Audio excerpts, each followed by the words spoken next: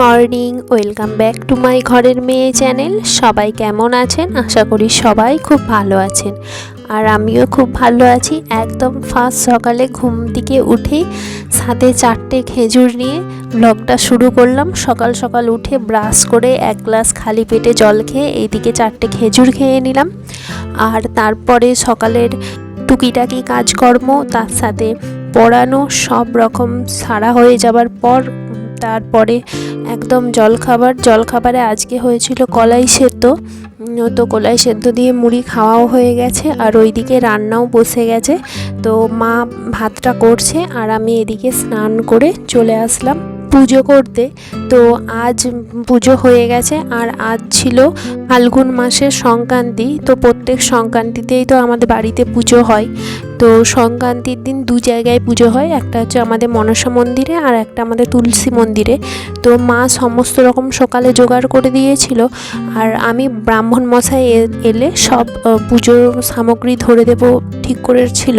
কিন্তু তারপরে আবার আজকে যেহেতু একাদশী পড়েছে, সেই জন্য ব্রাহ্মণ মশাই বলেছিলেন যে তুলসী তলায় চিড়ের ভোগ হবে না, তাই শুধু ফলের ভোগ হয়েছে। আর মনসা মন্দিরে চিড়ে প্রসাদ, তারপরে ফল যা আছে সবেরই প্রসাদ হয়েছে। তো এইদিকে পুজো আজা সব হয়ে যাবার পর সমস্ত ফল তারপরে প্রসাদ আমি একটা জায়গায়, বড় জায়গায় ঢেলে নিলাম। আর চিড়ের ভোগ না এখন অতটা কেউ খেতে চায় না, সেই জন্য একদমই অল্প করে দেওয়া হয়, তার মধ্যেই আবার রয়ে যায়, সেই জন্য একদম অল্প পরিমাণে দেওয়া হয়। সাথে মনসা মন্দিরের দুধ কলাও দেওয়া হয়েছিল। আর এইদিকে ভোগটা আমি ভালো করে মেখে নিচ্ছি। আর আমি কলা খেতে প্রচণ্ড ভালোবাসি, সেই জন্য আগে থেকে অর্ধেকটা কলা আমার বাটিতে তুলে রাখলাম।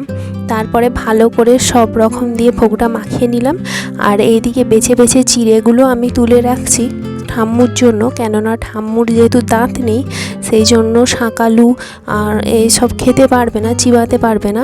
সেই জন্য যখন ফল মাখানো হয় শুধুমাত্র চিড়ে আর সন্দেশ বা মিষ্টি যেটা থাকে সেটা রেখে দেওয়া হয়, বাকি আমরা সব খেয়ে নিই। তো এইদিকে আমি প্রসাদ খেয়ে নিয়েছি। তারপরে মা এইদিকে রান্না করেছিল ভাত আর সয়াবিন ভাজা মাখা হবে খাওয়ার সময়। এদিকে বেগুন ছেচকি করেছিল পেঁয়াজ দিয়ে। আজকে নিম পাতা পাওয়া যায়নি, নইলে এই সময় নিম পাতা দিয়ে ভালোই লাগে খেতে, মাঝে মধ্যে আমাদের বাড়িতে হয়। আর এইদিকে হয়েছিল ডাল, আর এইদিকে হচ্ছে শাক দিয়ে, বেগুন দিয়ে, তারপরে আলু দিয়ে, মানে একটা ঘন্টর মতো।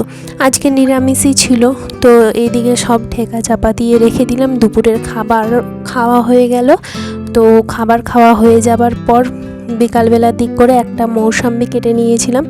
আর এই মৌসাম্বিগুলো আপনাদের দাদাভাই হচ্ছে অফিস থেকে আসার সময় শিয়ালদা থেকে নিয়ে আসছিল। এত পরিমাণে মিষ্টি, একটু সাইজে ছোট, কিন্তু ছোট হলো প্রচণ্ড মিষ্টি, একদম চিনির মতো, খেতেও বেশ ভালোই লাগছিল। খাওয়া দাওয়া হয়ে যাবার পর দুপুরবেলা একটু রেস্ট নিয়েছিলাম। তারপরে বিকালে উঠে ঘরের যা টুকিটাকি কাজ সেই সমস্ত ছিল। আর কাল সন্ধেবেলাতে আমার ফুচকা খেতে প্রচণ্ড ইচ্ছা করেছিল, কিন্তু বাবা যেহেতু একটু কাজে ব্যস্ত ছিল, সেই জন্য বাজার থেকে আনতে পারেনি।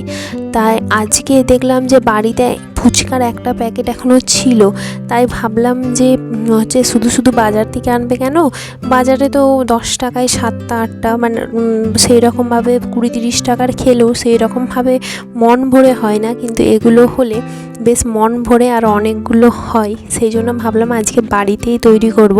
তাই সকাল সকাল মটর আর ছোলা ভিজিয়ে দিয়েছিলাম। তারপরে বিকালবেলা এইদিকে যে শুকনো মশলাটা করি, ধনে, জিরে আর শুকনো লঙ্কা দিয়ে, সেটা ভালো করে আগে ভেজে নিয়েছিলাম। ভেজে নিয়ে তুলে ভালো করে হামালদিস্তাতে গুঁড়ো করে নিয়েছি। আর ওইদিকে হচ্ছে আলু, মটর আর ছোলা কিছুটা সেদ্ধ করে রেখে দিয়েছি, আর কিছু মটর আর ছোলা কাঁচাও রেখেছি। এদিকে এক জামবাটি আমি ফুচকা ভেজে নিয়েছি। এইদিকে আগে থেকেই আমি তেঁতুল ভিজিয়ে দিয়ে গিয়েছিলাম জলের মধ্যে। শসা, লঙ্কা, পেঁয়াজ সমস্ত রকম কেটে এক কাছে জোগাড় করে দিয়ে তারপরে গিয়েছিলাম, তাহলে আসলে মাখতে সুবিধা হবে, হাতের কাছে সব পেয়েও যাব। আর চানাচুর আজকে একদমই শেষের দিকে পড়ে গেছে, একদম খেয়াল করি না, তেমন চানাচুর খাওয়া হয় না, তো তাই খেয়াল করিনি। তো যেটুকু আছে হয়ে যাবে মোটামুটি আজকে। তো এইদিকে আগে তেঁতুল জলটা রেডি করে নিচ্ছি।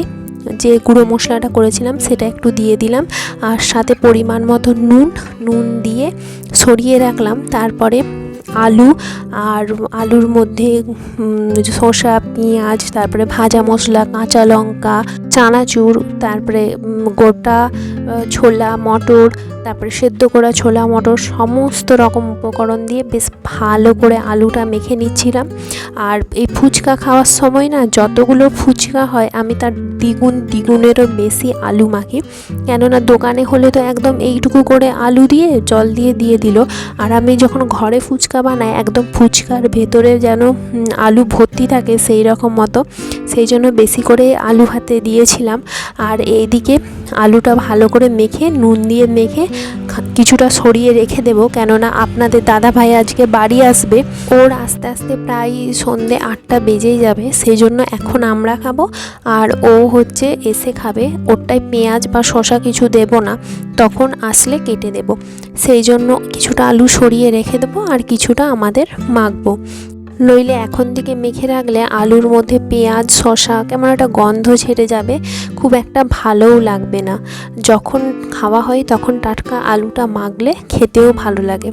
দেখুন আলুটা এদিকে আমি হচ্ছে ভালো করে সব রকম দিয়ে মেখে নিয়েছি, সাথে একটু টক জলও দিয়ে দিলাম। এই আলুটা মাখার সময় যে টক জলটা হয় সেই টক জলটা দিলে অসাধারণ খেতে লাগবে। এখনও তো আমার জিভে জল চলে আসছে, কেননা খাওয়া তো হয়ে গেছে, আমি ভয়েস রেকর্ডিংটা তার পরের দিন দিচ্ছি। আলুটা ভালো করে মাখা হয়ে যাবার পর ওই যে হাতটা থাকে, ওই হাতটা ভালো করে তেঁতুল জলে মানে ভালো করে মাখিয়ে নিতে হয়, তাহলে তেঁতুল জলের টেস্টটা আরও দ্বিগুণ হয়ে যায়। তো এইদিকে আমার তেঁতুল জল আর আলু দুটোই একদম ভালোভাবে তৈরি হয়ে গেছে, আর খেতেও কিন্তু সেই টেস্ট হয়েছিল। আমি তেঁতুল জলটা আগে একটু টেস্ট করে দেখি নুন ঝাল সব রকম ঠিক আছে কি না, তো দেখলাম সবই ঠিক আছে। তারপর একটা ফুচকা নিয়ে ভালো করে তার মধ্যে আলু ভরে নিলাম, নিয়ে মুখে দিলাম, অসাধারণ খেতে লাগছিল। আর কতকগুলো ফুচকা ডিবেতে রেখে দিয়েছি আপনাদের দাদা ভাইয়ের জন্য। তো চলুন আমি টেস্টি ফুচকা এনজয় করতে থাকি। তো আপনাদের কার কার ফুচকা ভালো লাগে অবশ্যই কমেন্ট করে জানাবেন, আমার তো খুবই ভালো লাগে। তো আজকের ব্লগটা এখানেই শেষ করলাম। যদি ভালো লাগে অবশ্যই লাইক কমেন্ট শেয়ার করবেন এবং চ্যানেলটি সাবস্ক্রাইব করে পাশে থাকা বেল আইকনটি বাজিয়ে দেবেন, যাতে আমি ভিডিও আপলোড করলে আপনার ফোনে সরাসরি নোটিফিকেশান চলে যায়। অবশ্যই কমেন্ট করে পাশে থাকবেন, আর আপনাদের কমেন্টগুলো আমার খুব ভালো লাগে পড়তে এবং রিপ্লাই দিতে। ধন্যবাদ।